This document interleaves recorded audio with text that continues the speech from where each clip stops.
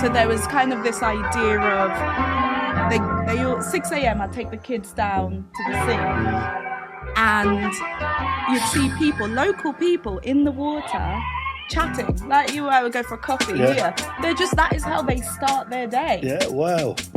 And the sea and the beach and the land. So is warm water sort of like start to the day. Chatting. Some people are there doing their exercises on the shore. Sounds good, but just like quality of life. I mean, I think one of the counter side to it is that some people say, well, you need to get more into the capitalist production side of things. And, like the Nigerian side is all about, degrees, success. Yes. And I think stereotypically, the other side... A bit more sort of like laid back. That's what it's known for. Yeah. I mean, literally in my life, I spent 6 days in Nigeria and 6 days in St Vincent, so I can't come to any grand conclusions about societies. No, I'm with you on that one there. Yeah, absolutely there. Yeah. I used to have a college professor who was from Nigeria, but he had studied in the States, so his PhD was from one of the universities in the States, and he used to say this thing about Nigeria is the only place where you can find the street sweeper with a PhD or a master's degree, And these guys work hard anyways, so, which I found amazing. Even back then, you're talking like in the late 80s, because I met him in the 80s. Dr. Jack Njoku. It's amazing, brother. It's definitely a thing, but I think what it also means is that... invest. Now I'm thinking about my future. Now I've had this a little bit of a journey and seen more of my grandmother's life and her journey. I'm like, do I want to retire here? When do I want to retire? Yeah, so see, this is. I mean, one of the things last year when Longani went to Zimbabwe when he came back, and we were talking some deep stuff, as we always do, and in talking. I said, and I thought to myself when I said it, why are you saying it like this? Because I basically said, I will die here. Here. I will die here. And it was, I will die here. No, it's fine. And I was born here, I've lived here, and I will die here. And it was when I said I will die here, I thought, well, that's a big one, isn't it? Yeah. Because I don't know anywhere else. Yeah, that's there's all sorts you could say about that there, which is, do I feel at home here? Do whatever? All I know is I will die here. The home bit and all the other bits there, I can discuss for ages about what that might mean. But I don't feel at home when I've been to Jamaica. I've only been to Sub-Saharan Africa once, to Ghana, and loved it, but it's not home. Yes. So I end up with this sort of like, there's a. If is that an issue? Yes, it is an issue. Yes. Because there isn't a home as such in that deep, deep, deep sense. Whenever I, talk to Longani, talk to other people there who are from the Caribbean or from Ghana, Nigeria, Zimbabwe, South Africa, Zambia, home is strong. Yes. Oh, it is. Yeah. It is. Yeah. But I felt, so I'm like, you're born here. And I felt quite at home in St. Vincent. I was surprised by that. And I think it's because there's such a cultural mix and waves of immigration that have happened that it almost felt like everybody is from there, or nobody is from there. Yep. At some point. And the other thing that was quite interesting is that there were quite a lot of Vincies who returnees, but maybe having not been born there, but like me, have a grandparent from there.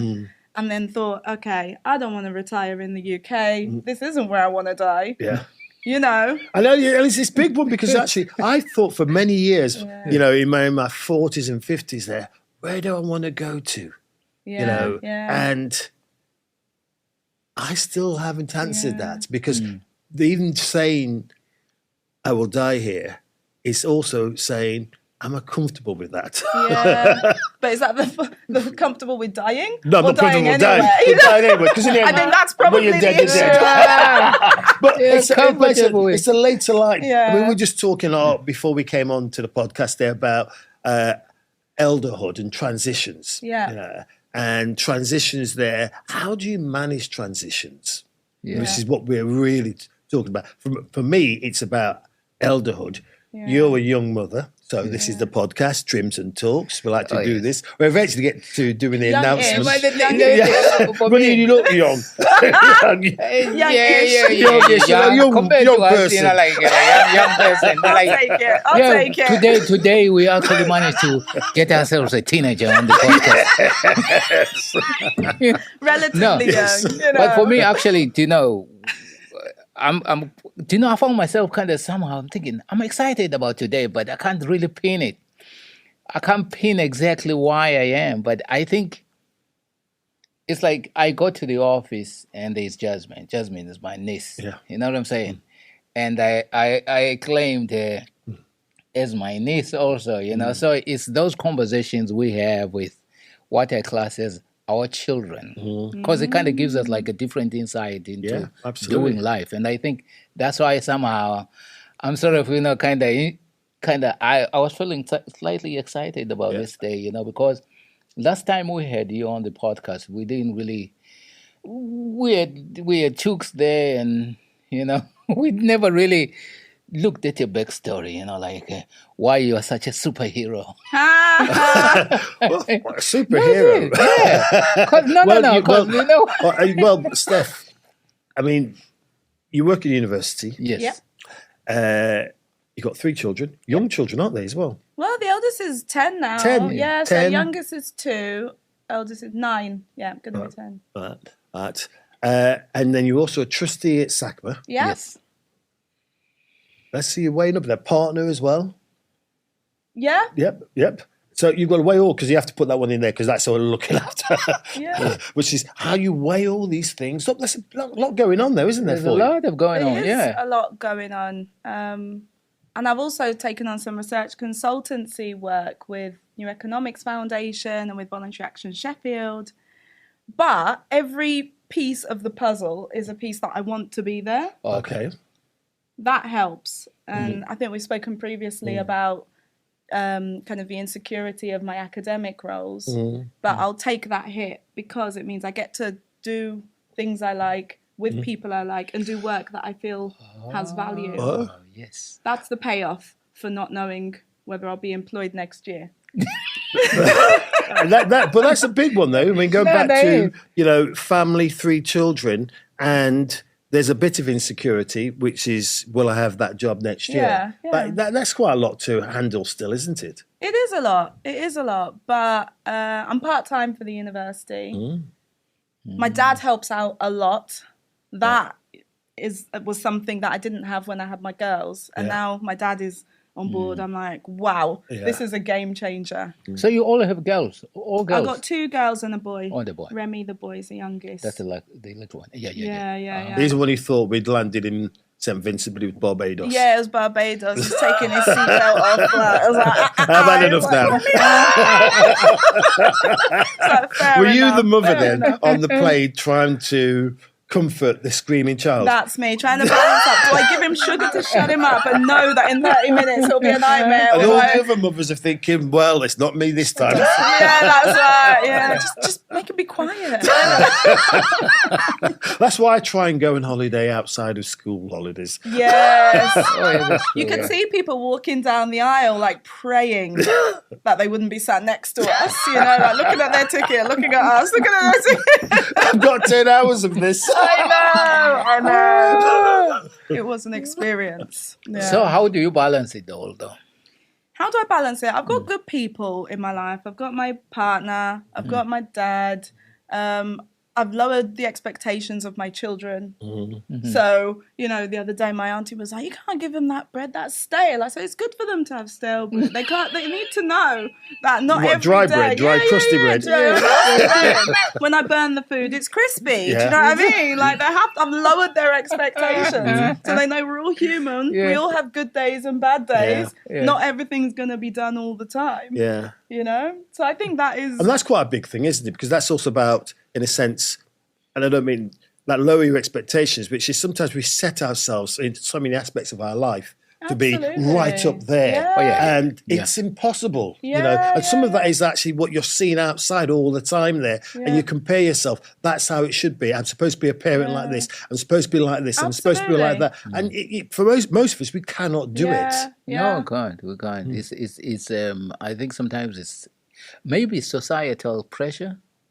Well, I think it all boils down to capitalism and needing to produce all the time. So I was at a talk last week at the Centre for Equity and Inclusion. They held a really nice event, and the speakers were talking about working in service to the community, that idea of, doing research or being in academia, but actually, you belong to the community and the work that you do should serve the community, which I wholeheartedly agree with, and I've written about it myself. But I do think we need to take a more seasonal approach. You can't just produce the whole time. No. Like, you need time for the seeds to germinate. You need to curl up in a ball. That's when the seeds are germinating, or when you're kind of gathering your energies to grow your shoot in the next stage of your life, or of your career, or your day, or your hour. There needs to be that downtime.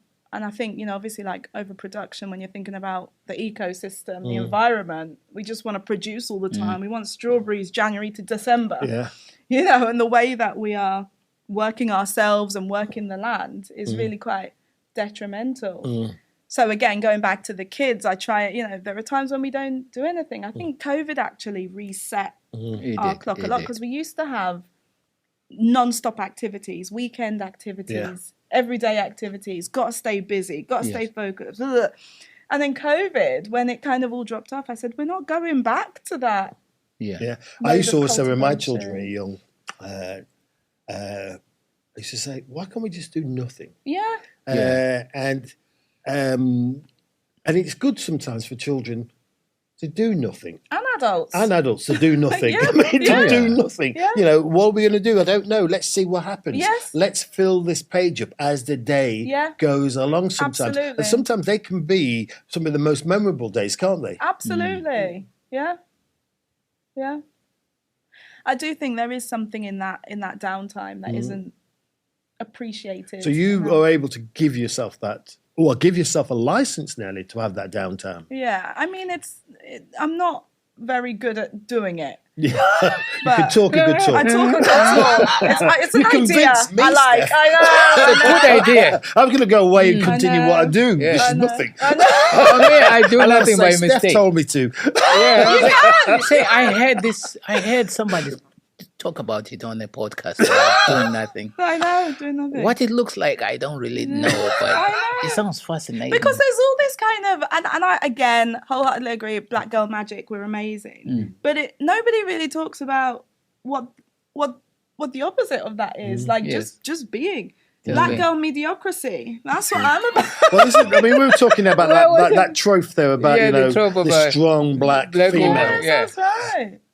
In itself, it's quite an expectation. It is. Which, again, for many people, it's one you can never live up to. And sometimes it's just circumstances is what you're doing. You're dealing with what you have. And you're dealing with it in the best way you can. Because that's all it comes down to. The best way I can is the way I'm doing it. But who came up with that kind of idea of the strong black woman? Because I think it's nonsensical at best. I mean, it's great. It's great in theory because it sets up our sisters to this thing of you can deal with anything that's dished at you. And as a result, society, people will throw things at our sisters in the hope that they can deal with it. But they don't factor in what happens when they break. Or if they can't handle what is dished or don't want to. Or don't want to. I do feel like this year, for some reason, I don't know if it's Michelle Obama or Meghan, something's happened that a lot of my friends are just taking a step back and thinking, what do I consciously want to engage in? What am I engaging in because I feel like I should? Or because an institution is telling me this is what you need to get to the next level? And what would really nurture me and those around me that I love? So making those decisions consciously, it's not expending energy. It's about being more careful about what you choose. And it's important, isn't it? Because, ostensibly, this podcast is very much about black men's mental health. But given the role of women, be it as partners, be it as wives, be it as sisters, be it as friends, that actually, if you don't look after yourself, you can't do any looking after anyone else, can you? No. There's a saying about you can't pour out of an empty cup. Yeah. You know, and reality is many of us, we do all these many things, but we are never full to a point that we can pour into other people. Yeah. But then I find, I look at you with the Clarity Plus project. I saw you with that event at Sadaka, the sort of like Black Joy thing. Yeah, it's a nice event. Yeah. Yes, and then Reach Up Youth, SACMA, and the myriad of other things. Like, how do you stay motivated, though? How do I stay motivated? Yeah. I don't know. They're just things that I feel are valuable.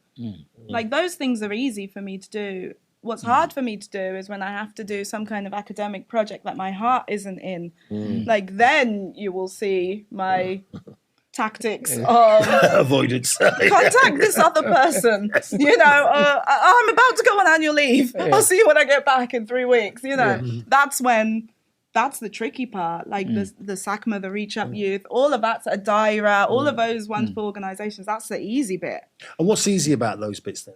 Well, because they mean something and they're doing something real. It's like when I'm working on something which is very theoretical. Not saying there's not a place for theory, but I'm not a great theorist. I'm a doer. I find it really hard to engage in that. But when you can see, okay, written this bid, brought this money in for this organisation that's doing amazing work, and now they can afford to hire more people to do more amazing work. Like, it's a very straight line. Okay. Yep. Yeah. And so for me, it's a no-brainer, if that makes sense. We asked this question to David, the very first podcast. David Busu, about SACMA. Been around for 40 odd years, etc. And you're trustee now at SACMA. And the question was, why do we need SACMA? I've sort of thrown it at you. Yes. Why do we need SACMA 40 years on? Things must have progressed in 40 odd years. Well, I don't think they really have. I know my own answer. I know. I don't think they have progressed, and that's part of the problem. And to be fair, I think that's when academia and theory can come into it, because you need to know what's working and what's not working. If it's not working and we keep throwing our energy into it, like what would work? And that's when I think the theory is important. But organisations like SACMA, they've got their ear to the ground. They can just, change things, do things that need to happen. Whereas when it's like a large institution, like a university, like the cogs turn so slowly. There is a role for it in society, I'm sure. Maybe that's another podcast. But the cogs turn so slowly that for change to actually come about, it's really often very slow, unless you have like these back channels. You have to be like water, and I maybe on the last podcast I spoke about something called reparative theft. I don't know if you did, but let's give us what that concept is. It's a nice ring to it. It's my favourite. It sounds like something that Dr. De Groy will talk about. So I read about it in this amazing book called Anti-Racist Scholar Activism. And these authors, Laura Connolly and Remy Joseph Salisbury, I think, they wrote about all the subversive ways that activists within the university can kind of make sure that their work benefits communities. And one of the ways that was in there is called reparative theft. A lot of the things in there I was doing, I didn't know it had a name for it, and that others were doing it. So it's really nice to see it in black and white. Basically what it is nicking as much stuff as you can from the university. And that's not like, I'm not talking staplers here. I'm talking You've got a whole room full of staplers. But I use it for university business. Yes. Or post-it notes.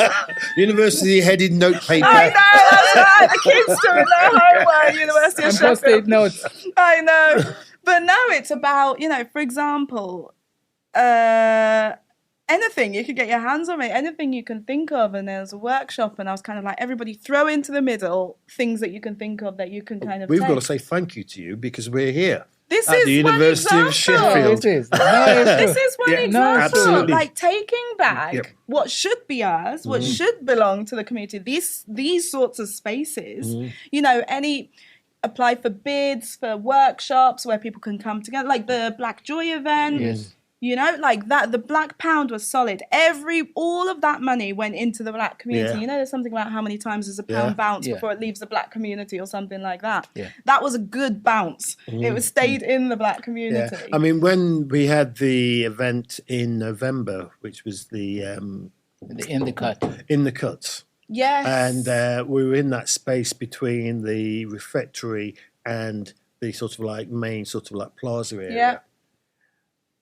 The times I stopped and just sort of took it all in. Yes. To have over 100 plus Black people there. Yeah. Just being in that space there and being very relaxed. There was all these different conversations going on, and it was at the University of Sheffield. Yeah. And I felt very proud to be a part of that. Absolutely. And I know that yourself and Mac there were very instrumental in enabling it to take place. That's right, And I think, you know, using knowledge as well, you can steal knowledge. Like, for example, now I've sort of got a bit of a freelance gig doing some research consultancy. Those who can pay. But then I also volunteer in a research capacity. I volunteer writing bids, all of those skills that I've got from the university. So do you think it's, you know, because there's, you know, there are a number of Black people who will be in universities, and the same for students, beta, and lecturers and other people who work. It's a massive organisation,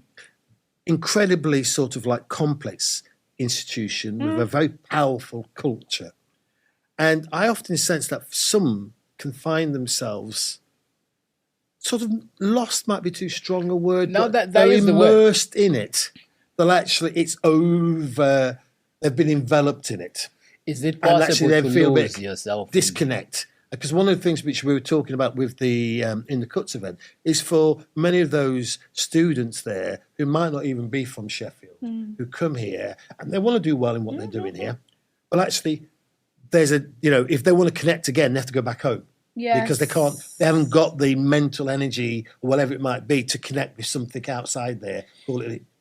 Well, it's tricky because, you know, part of all that different hats I wear is that you're serving different masters. And at some point you have to decide, who am I going to serve? I've almost kind of made peace with the idea that I'll reach a career level and I won't be able to go any higher because I'm not willing to serve this master in a particular way. I'm serving the community, which will mean either my career moves a lot slower than others who sort of say, okay, this is my master. I'm going to focus on my academic career. I'm going to do this. I'm going to focus on churning out papers that nobody's going to read but are very important to academia. You know, rather than, okay, I'll do one paper a year, but I'll spend the rest of the time volunteering for community organisations, doing whatever they need me to do and writing kind of small bids for pots of money within the university to just shovel it out. So I think there is definitely a balance. You can't do it all, you know, and I think making your peace with that is helpful. But the other thing is that working in that way of service to the community is quite exhausting. And the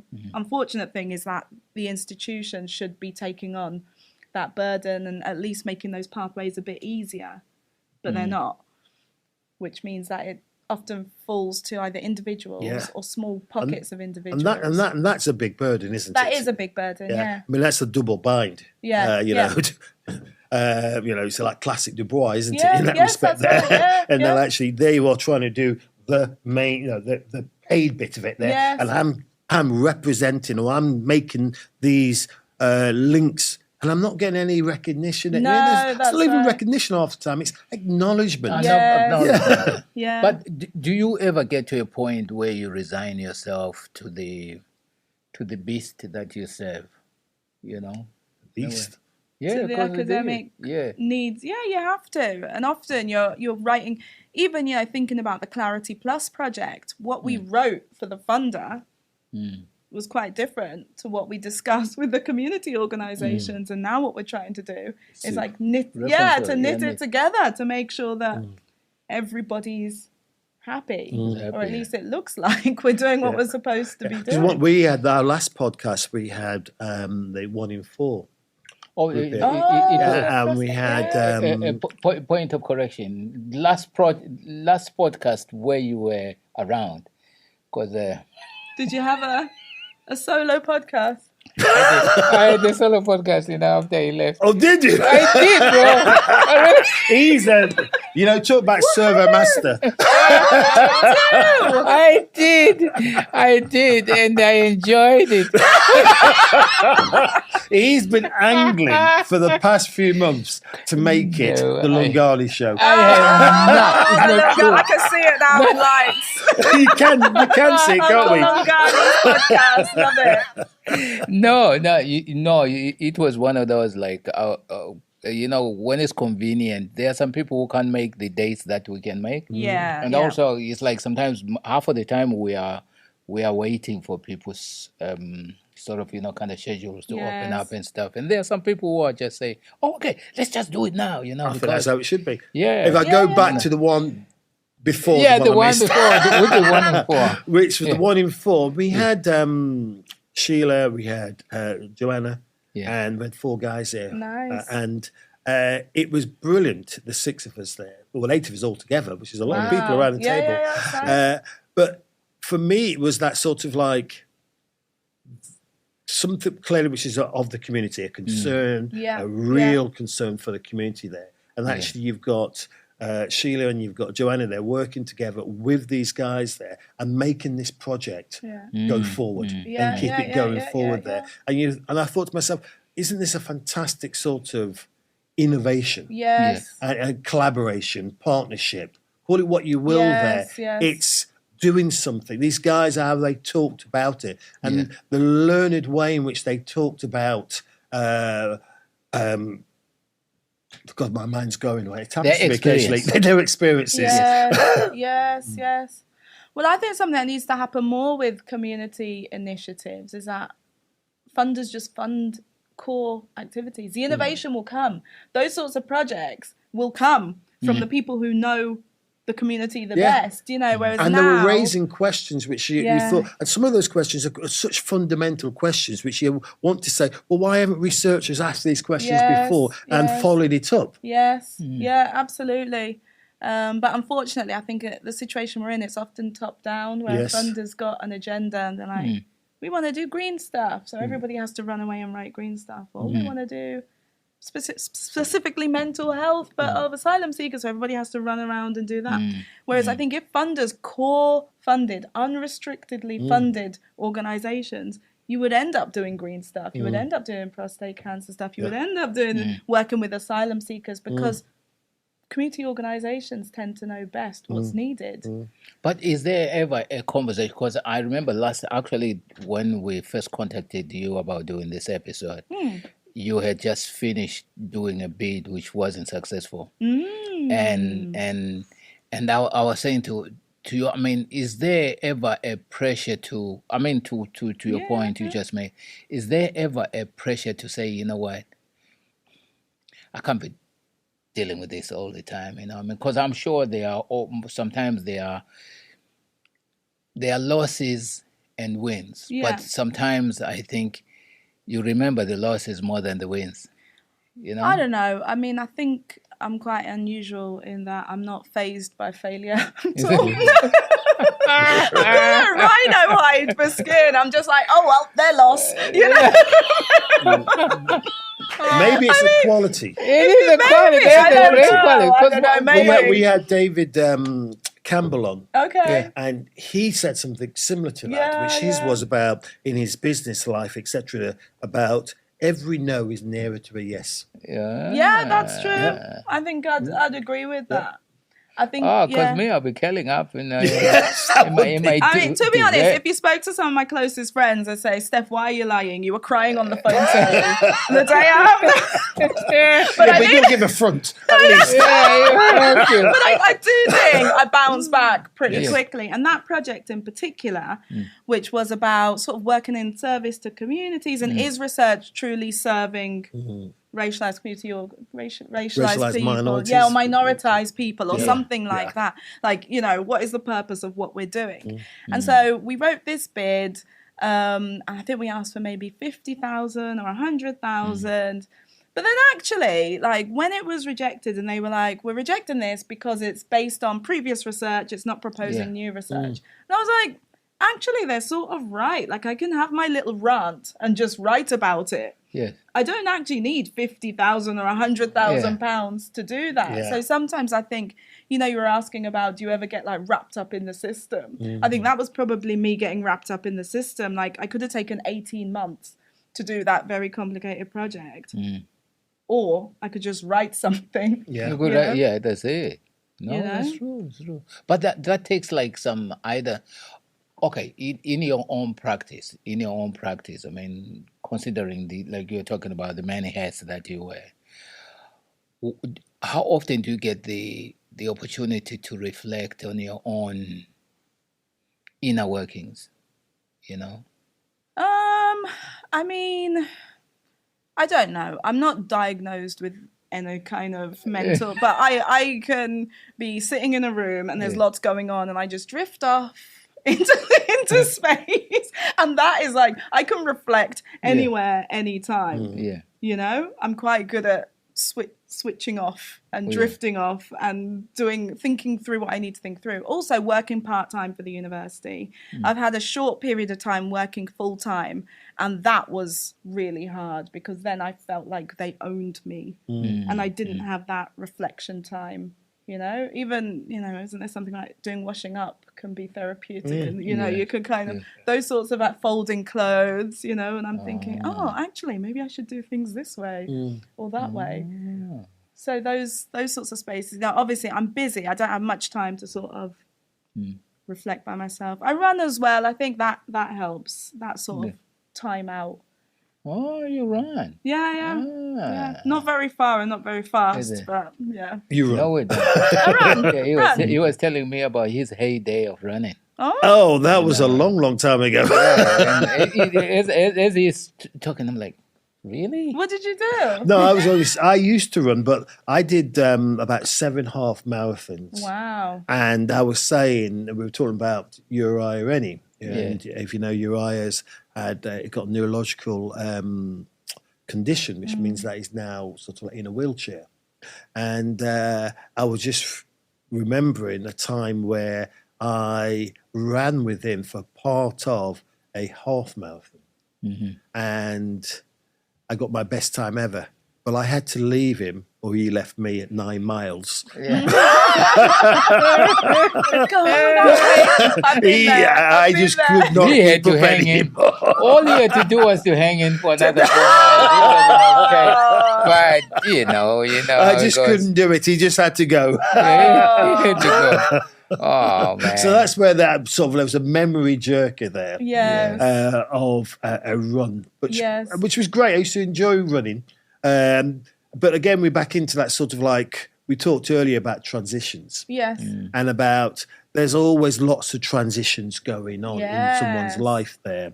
And clearly we talked before about, you went back to St Vincent. You went to St Vincent for the first time there. And you went with your family. And, that was a side of yourself which you hadn't really visited before. No, not at all. Yeah. Well, I think often, I don't know about anybody else, but you think black is black. But actually, the Nigerian side and the St Vincent side, very different. Completely different cultures.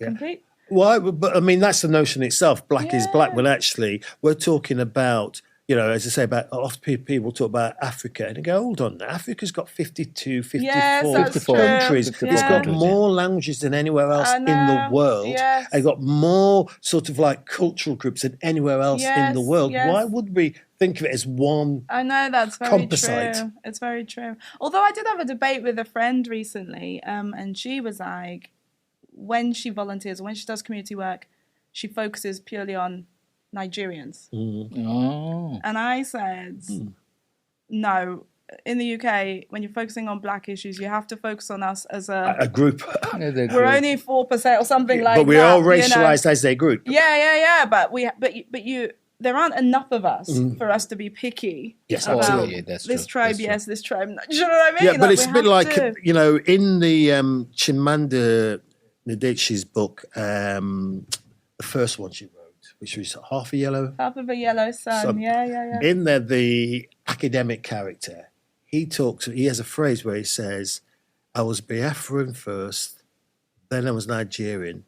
Basically, until I went to America, I didn't know I was black. Yes. Yeah. So all these other identities, which were his and ours there, Yes. it's here Yeah. in the Western world as a marginalised minority community. That's where the black becomes the key figure Yes. about oneself there, which is restrictive in its is, own it right, is, it but is. is also necessary to actually, in my mind, to recognise. It's necessary here.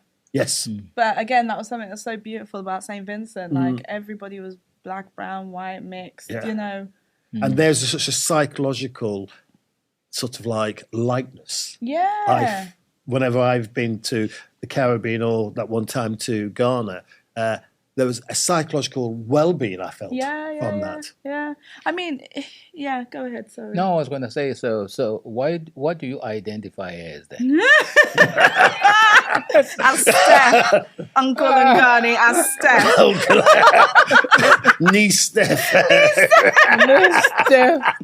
Yeah. I don't know, but now I feel I've been to that side. I was sort of like, I feel more in touch with that side of my culture, my heritage. Like, there's such a deep, like, being on the land that my grandmother loved and lived and wanted to be and built a house there, and it was very powerful. I wasn't expecting there to be such a depth of connection.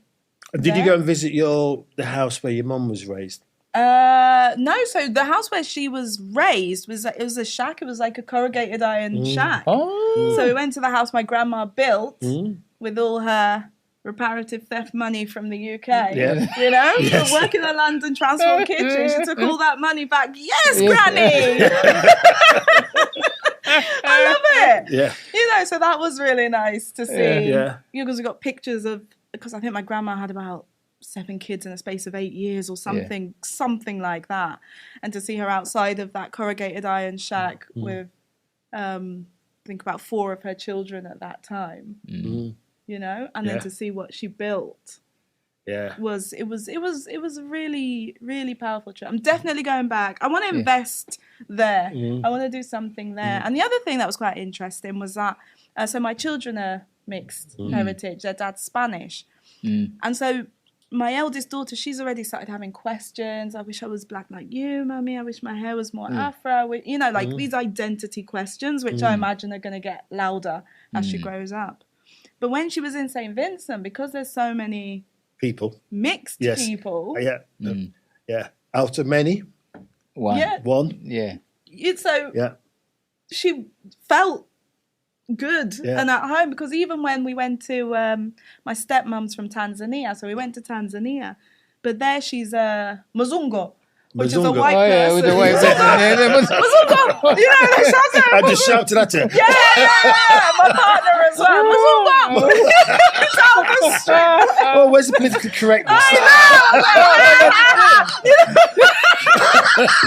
Here we go. That's not appropriate. It's true. Or in Yoruba, Oyibo. So it's like to go to this island where everybody's mixed or got a touch of something. I think I think a long-term plan there could work. Yes. You know? It was nice for them to see. You know what? You're selling St Vincent to me, you know. You're selling St Vincent to me. I've always wanted to do a bit. I don't want to do a cruise. I've never wanted to do a cruise, but I've always wanted to do a sort of like visit over islands of the Caribbean in one holiday. Yeah. Now, I've done it once before when I went to Jamaica, Caymans, and Cuba. Yes. And that was exciting, that was. Those are big ones, aren't they? They're big ones. I want to go to the Antilles, so I want to do the small ones there. So St Vincent and so you've definitely got that one in my. Yeah. You're doing a good sale. Yeah. It's not that good. It's not that good. You don't want too many I don't people. want,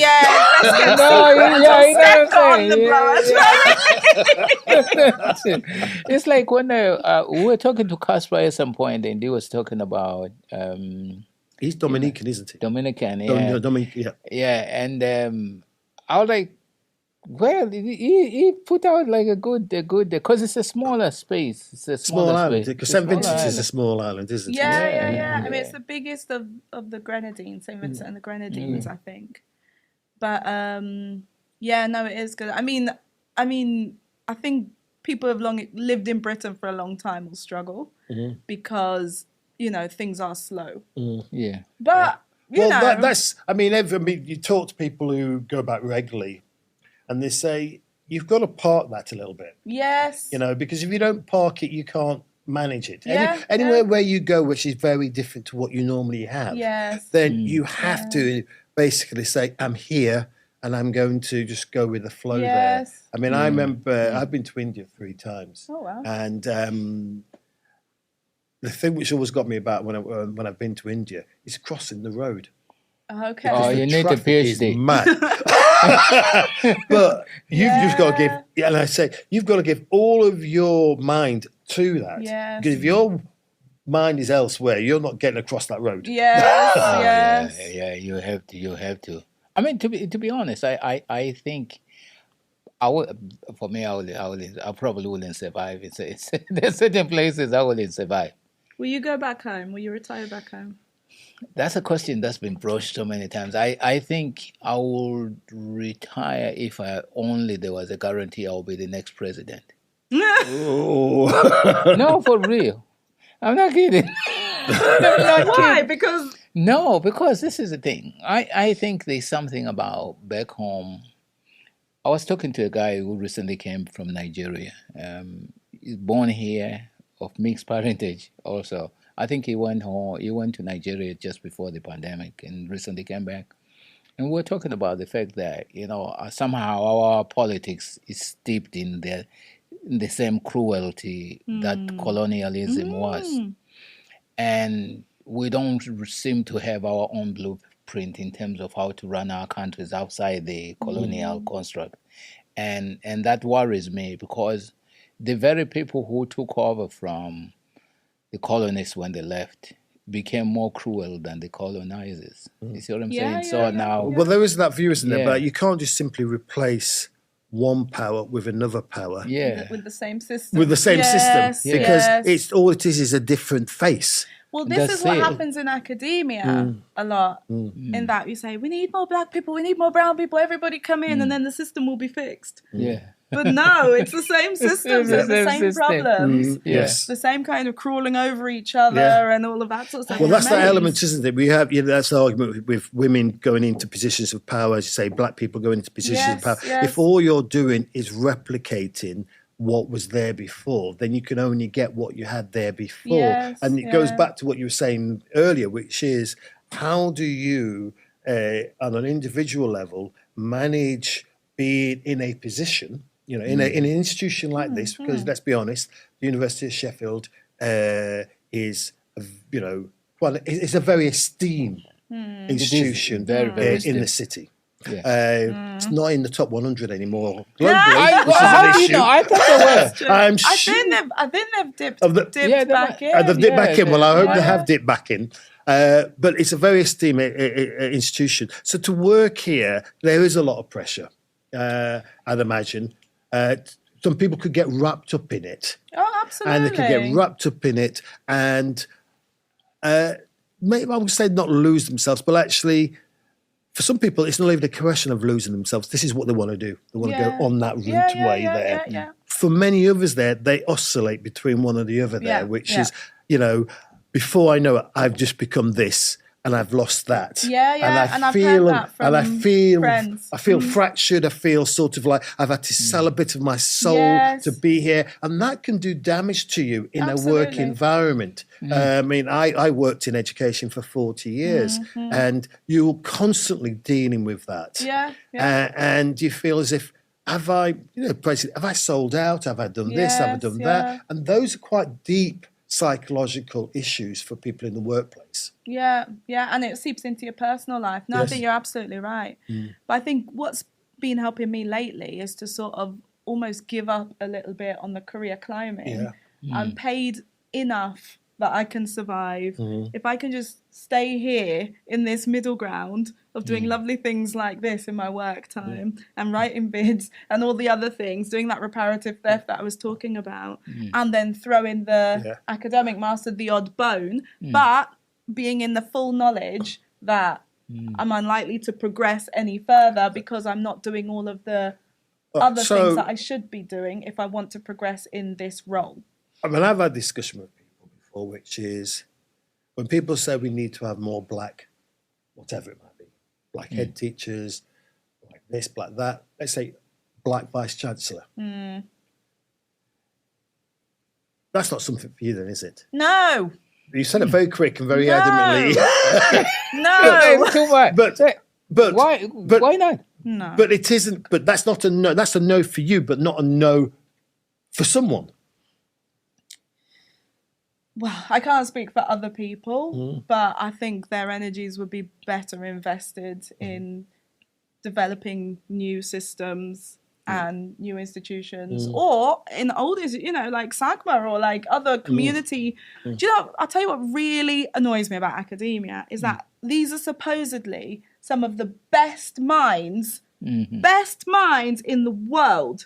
You know, if you go by years spent in education and spent navel gazing, they should be able to design better systems that serve everybody. But the problem is it's so individualistic.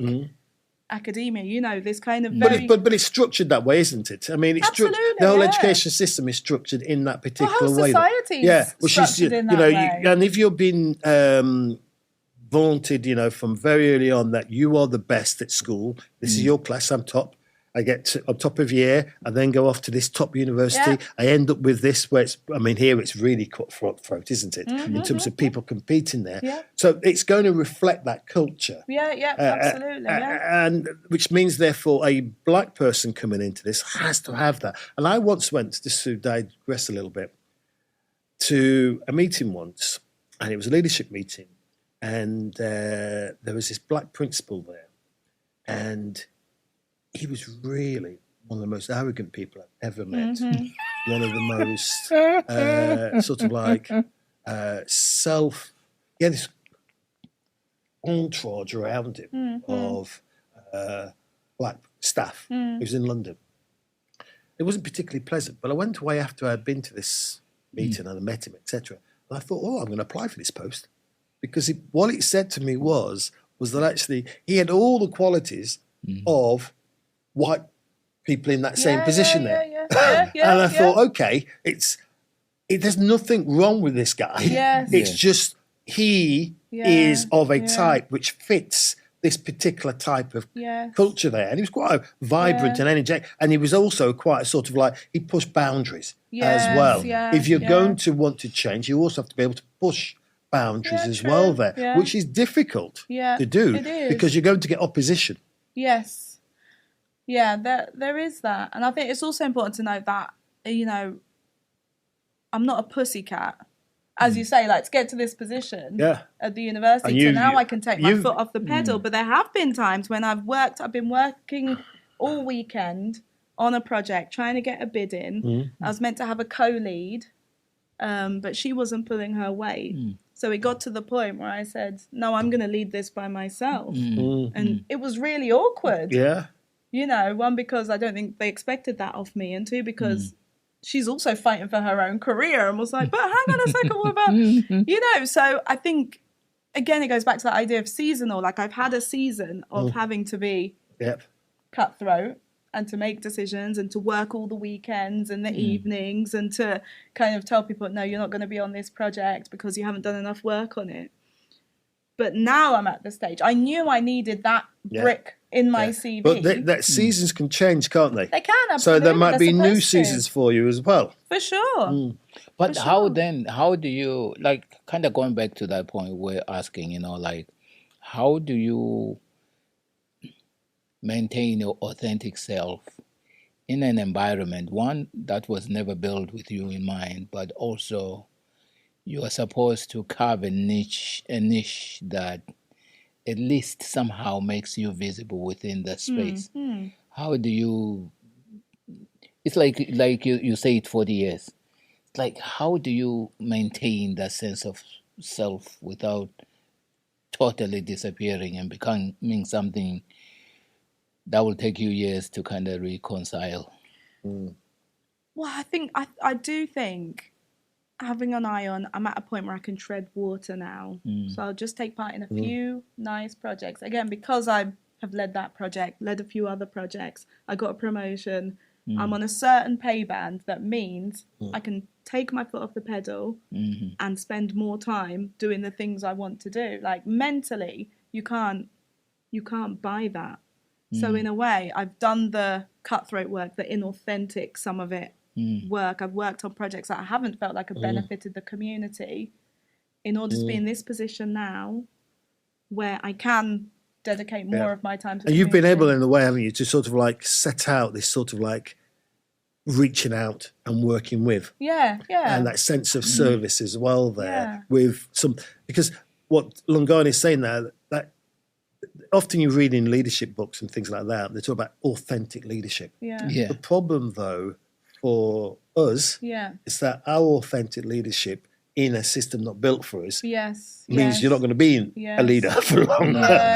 We read lots of people who've become in these positions, end up, they've tried to be something, and actually suddenly, they're the ones who are getting the disputes. They're the ones who are being sort of like, taken to tribunal because you're this. I avoid leadership.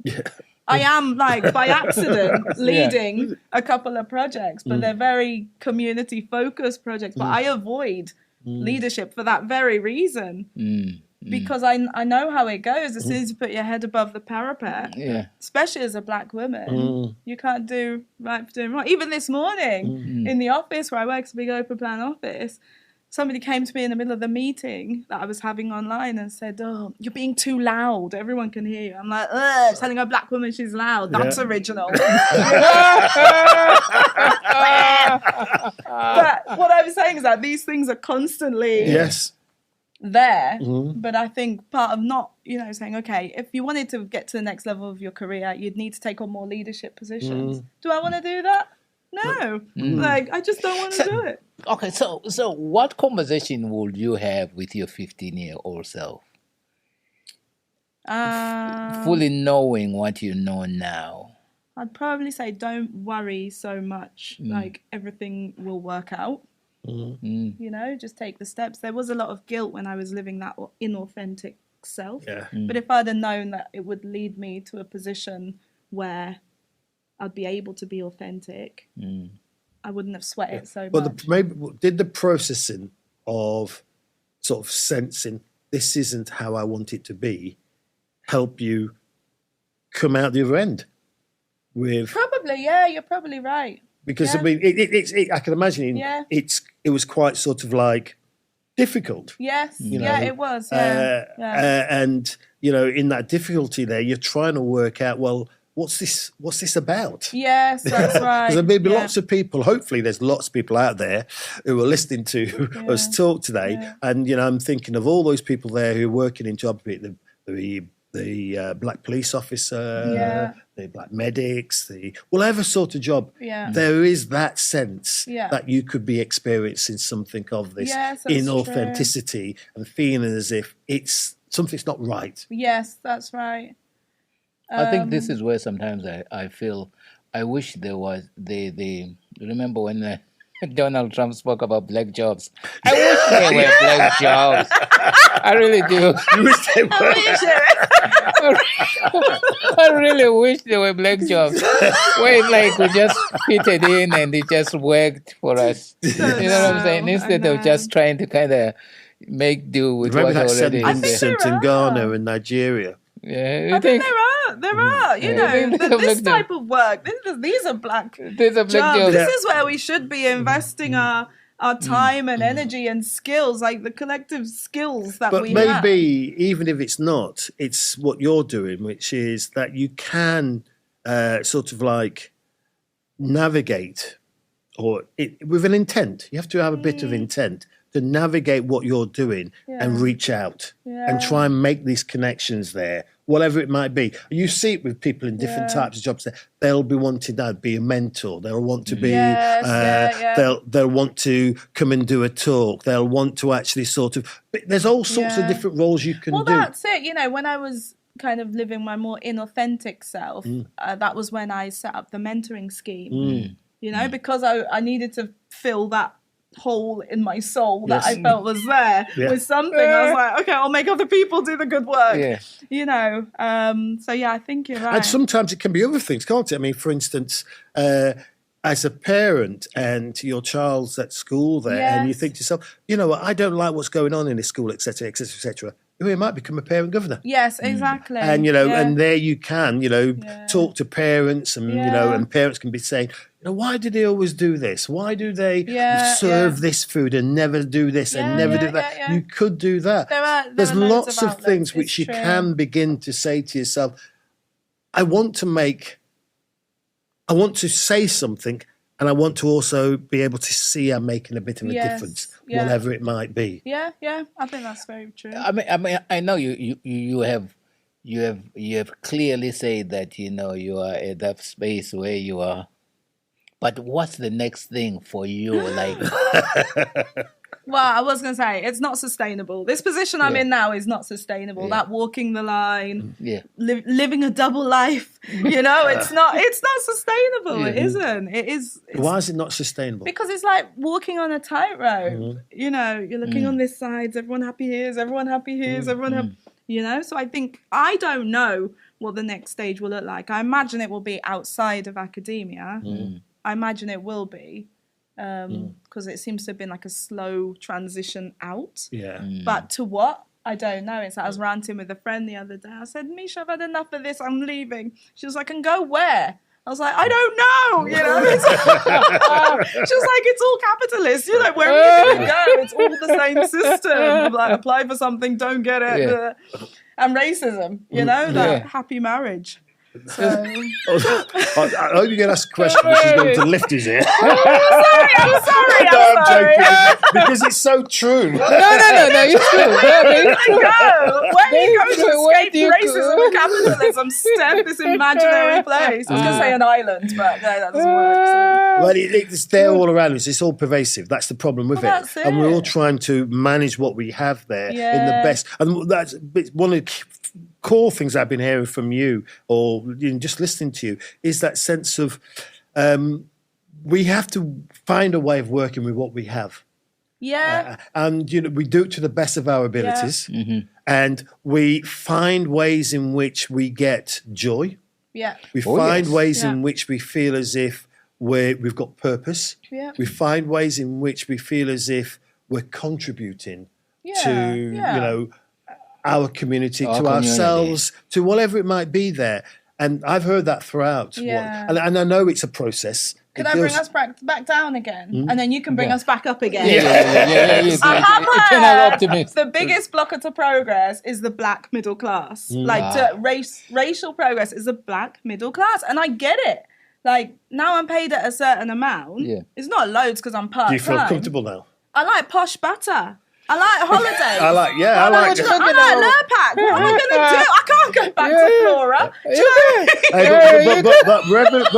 But you're right. I mean, if you look at all revolutions, they're not. You know, the revolutions come from the ground. You know, people who've got little to lose will always be the ones who are going to put their head above the parapet and actually be out on the streets and take it there, because they've got so little to lose. Yes. And that's still, it's always been the case like that. It will continue to be like that. Yes, but maybe some of us need to some of us climb down from the ivory tower. I think you're totally right there. And actually do the work. Do more of the work. Like, I can only justify, I'm here, but I'm channeling money out. Could you do more? Could you do more? I think you can always do more. And I think... what about public office, though? Yeah, and I think you can always do... All of us can do more there. And that more is all of the things which you've been talking about, you know, even if it's that extra bit of volunteering or, I mean, you know, whatever it is, that little bit more. Just look at yourself and say to yourself, is there one more thing I could do? Yes. You could be an MP or something. No, never. Never. Why not? Why not? You know, why not? Because you've asked me that. You saw it here first, I would never ever do it. I mean you. Yeah, I mean you. Could you do it? No. I'm very happy with my role, with my non-leadership role. I like supporting good initiatives. That is what brings me... You know, when I book the podcast studio and you're always like, I'm sorry, Steph. I'm like, this is the best part of my day. Like, I love supporting good stuff. Recently I was saying, no, you know, in the last thing I said, we will have you as a producer. What's the producer? Yeah, that was my question. I don't know what that's the person who basically kind of makes sure that the thing works, and you know, like not director telling us you're talking too much. You seem to be doing a pretty good job. I mean, most producers are either looking at making sure that the thing is done that is meant to be done, and that the talent is there, and that the finances are there. That's Lord. That's a good one. You know, he's very sneaky. He's very sneaky. He's he's doing a form of theft. No, come on. No, it did. Reparative. I like it. I respect it. I respect the hustle. He's a hustle. He's a side hustle, man. No. Let me tell you. Last week, in your absence, was it on?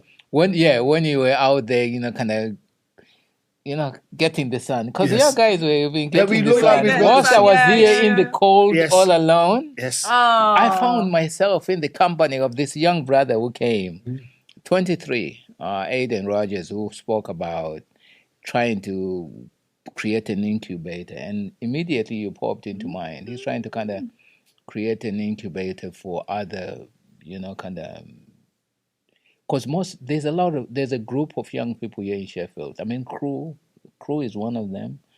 There's like a collective of black business people. I don't know whether it's just black, but I think it's a collective of young people who are trying to find space in Sheffield where they can work from, where they can collaborate and do great stuff. And that's why also you popped into my mind when I spoke to another guy at the gym, Richard. Because this kid is talking about a building that is being sold by University of Sheffield up in Fulwood. Okay. And he's saying, who do I talk to about this building, you know? And see, you know, those conversations that are more strategic than anything else. Because we don't have a structure like that. No, we don't. I mean, it's like I read somewhere about Donald Trump and his golf. Yes. And he's played golf. The only other president who played more golf in his time in office was Dwight Eisenhower. And they reckon he played something like 800 times in his 8 years. In his 8. But that's where he did business. Yeah. So it's where do you do business? Yeah, where do you do business? Where do you set up the networks? Where do you set up those places there where you talk about incubate, where there's different people from different backgrounds who are then sort of doing that sort of like, you know, in conversation, in just sort of whatever. Oh, I know someone who could, all those sorts of little link-ups which are needed for people to actually, I know it sounds a bit capitalist, but sort of entrepreneurial and enterprise can be social. Yes, and, I agree with all that energy there can be directed in ways which can be of benefit to a greater many. That's it. Yeah. And that's basically why I think Steph is in the greatest of positions and visibility to do something of that nature. Because I mean, you have already done it. I mean, it's like I was there when you did the Black Joy event. I was there when you had the Clarity thing at East Rock, and I'm thinking, yeah, this is doable. It is doable. Creating those spaces it's doable. Yeah. It is doable. And we need somebody who's articulate enough to be able to. I speak very little at these events. I don't know if you notice. I move in the shadows. I speak very little. I set it all up and say, enjoy. But no, the setting up is undervalued. Yeah. Well, this is it. Because that's an iceberg. Yeah, that's it. Some people are brilliant at the sort of like the front of it, but behind it has to be so much work there, in terms of, simple things like getting the venue, simple things, massive simple things, getting the money. Yes. Simple, massive things there about sort of like deciding on how it's going to be organised there. And for me, because I'm a big one on this one, timings. That's true. The way the system's set up is that you think, okay, and this I feel like is quite Nigerian. You've got the boss earns the most money, and then everybody else beneath them. But it's like each role is so important. Like, know your role, embrace that role. Not everybody has to be the boss. I don't want to be the boss. I want to run around doing the little bits and the bit of the organising and kind of making those connections between people. And I'm proud of that role, and the other person who brings in the money or does the timings or does the amazing write-up afterwards or does the photos. Well, you've done that for us. Everybody's important. In terms of, introducing, myself there to Mac, to Kate Fryer, all of that there has been really important in just simply feeling as if, we've been able to be here. Oh, great. And be able to, how many podcasts have we had now? About 20-something. 20-something. And, brilliant. That's about 20 incredibly interesting people. I mean, that's been, for me personally, that has been an incredible win because I cannot believe the conversations we've had. You're fantastic hosts. You're amazing. We know how to talk. We live. Let me tell you, you've got the pattern. The comeback. That's because he's trying to ease me out. Oh, noticed. No, I am not. As a joke before, and now it's happening. No, I was trying. Let me tell you, because every time he constantly threatens me with now I want to take a back seat. It's time. I mean, I'm retired. And he's constantly talking about being retired. He's not going. But that's what I'm saying. And I'm thinking to myself, you know something? Let me tell you, trying to host this thing on my own doesn't work. It really does not work at all. That's why I even gave up my own podcast. I'm invested in this one so much to that point because I think this collective because me and you could even just have a podcast together without even bringing in guests. Because, I think so. Because the conversations that we have are so entrenched in such a reality that it cuts across. Because you with your intelligence and his biggest thing is he's the biggest flatterer. Come on! I mean, he can flatter. Right up, he I've got it in big. Have you seen this, kids? That man can flatter. I am not. It's not I go out to the street and people say, that man can flatter. That is a skill. No, it's not. That is a skill. No, you know what I say? I say I am a professional cheerleader simply because my work has always been trying to shine a light on what people do. And I enjoy when I see people doing well.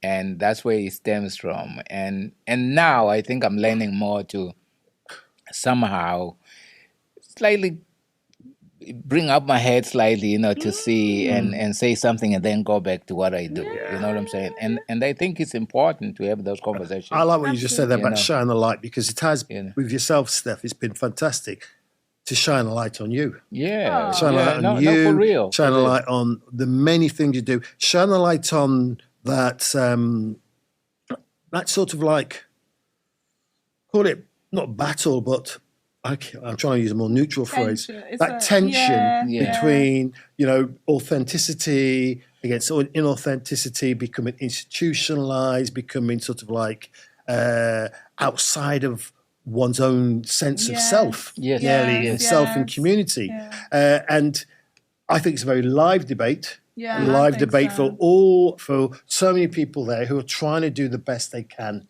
Yeah. I must admit, I do think there are an increasing number of people, black and white, and other, they give me strength in my day to day when I'm struggling to walk that line. You know, the Max, the Kate Fryer, you know, Misha Warmington, Ros Williams, you know, all of these people that are sort of, if not actively doing the work all the time, as I said, I don't think that's possible to do, at least have it in mind or are providing support for those of us who are doing the work, you know? So there you go, that's a positive Absolutely. note. I'm going to ask you then, what's for dinner for the children tonight?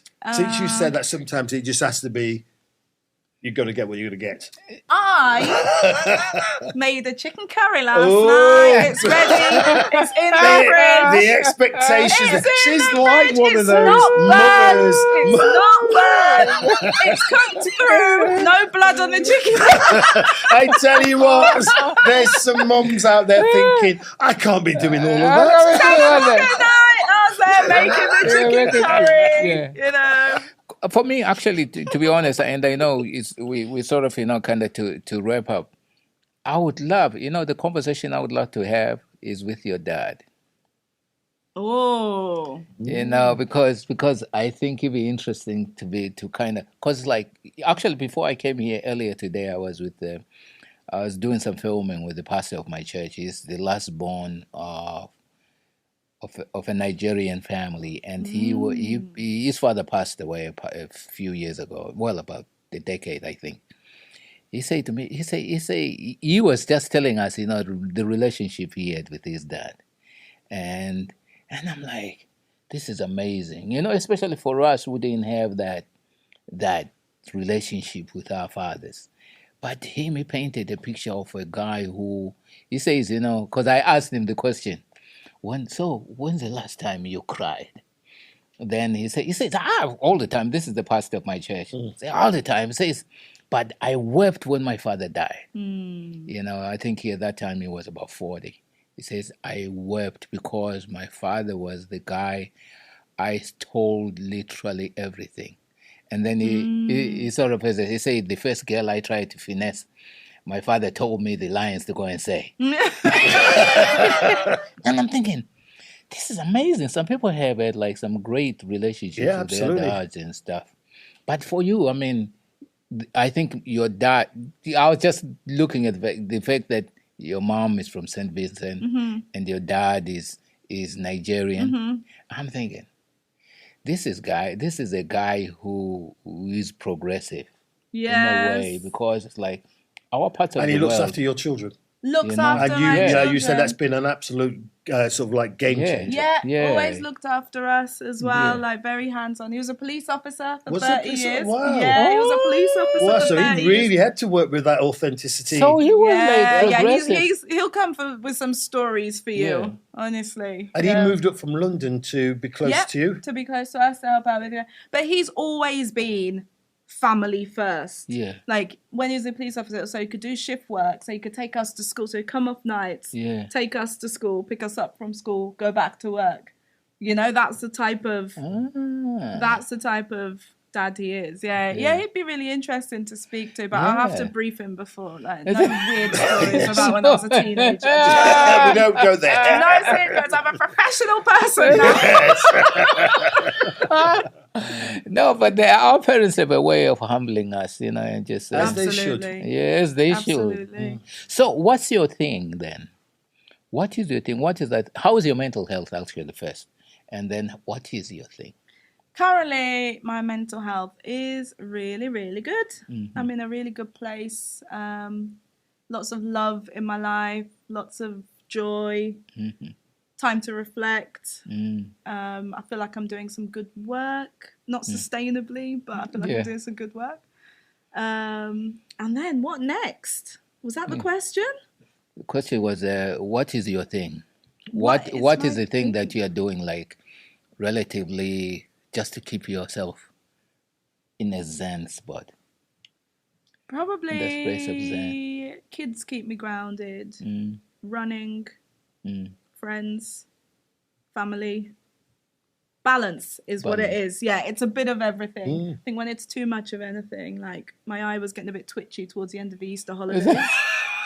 Because with the kids, the way they are, the way we've raised them, it's like 3 televisions on 3 different channels at all times. Well, you know, with your grandkids, you know, there's a lot of... Yeah, these young parents, you see. I'll take that. You can't take my me. partner, Hey, where's the me peace and quiet? So when is the book coming?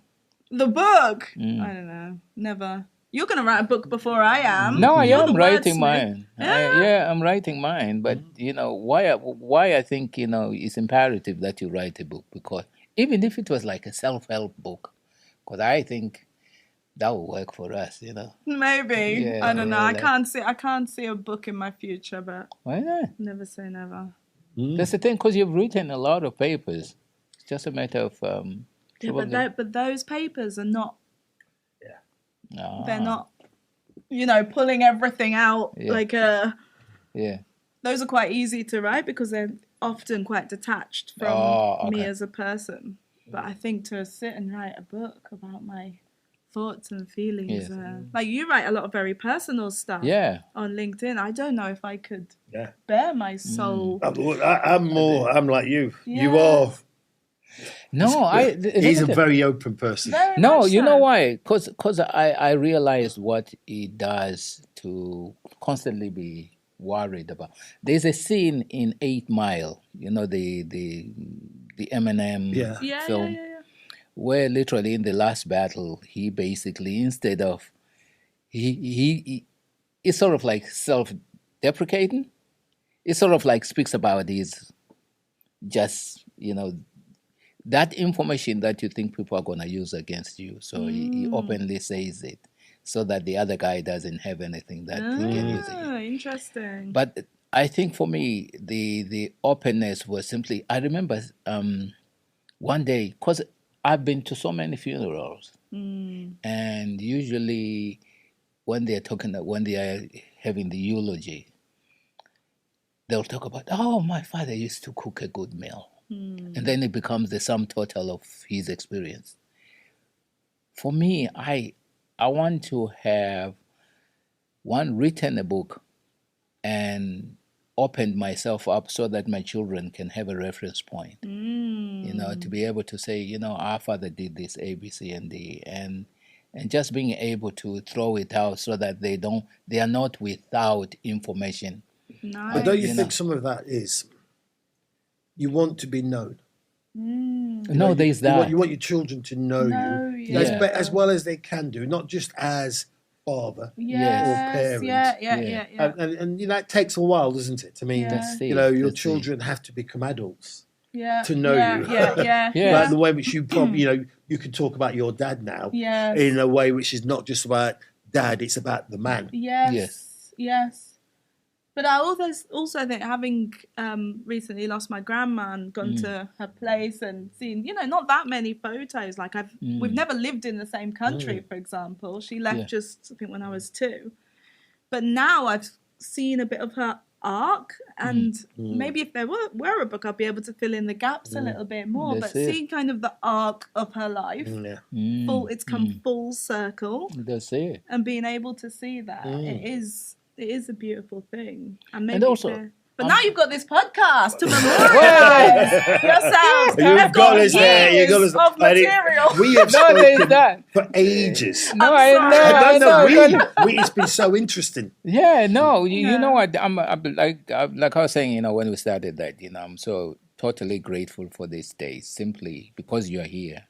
And also to have Donald back, you know, after his hiatus. What was it, a week? He missed you. I missed him. I was thinking about that today. Morning, I didn't see him first thing, and I'm now beginning to think maybe he thought I wasn't going to be here. No. You know the excitement. Hey. No. Wait. Let me tell you. There's a joke going on there. No, hold on. Let me tell you the excitement I had when I saw his car out there. He's thinking I got a lift here. No, I don't. Somebody else got. But no. I looked up the stairs. Usually you can see his back. I'm like, who knows this here? And I just left. I left it. So, no. I do. I missed him. And it's like we don't really. I think sometimes as men we don't really. Well, you know what they say about for men often to accept a compliment from another man is actually quite a difficult thing. It is a difficult thing. What you turn it into is a joke, you turn it into whatever. Then what you don't do is to accept it. Thank you. Yeah, thank you. So, bro, I missed so I you, say man. thank you. You're welcome. Yes. This space is important for my mental health. How do you do it, Steph? By carving out this time. Like I was angry before I came in here, and now I'm like, this is. I'll stick around in academia a bit longer if I get to do stuff like this. I think it's. We're here for everyone. So when we decided to syndicate this podcast, Trims and Talk for the wider community, and you come in as a producer.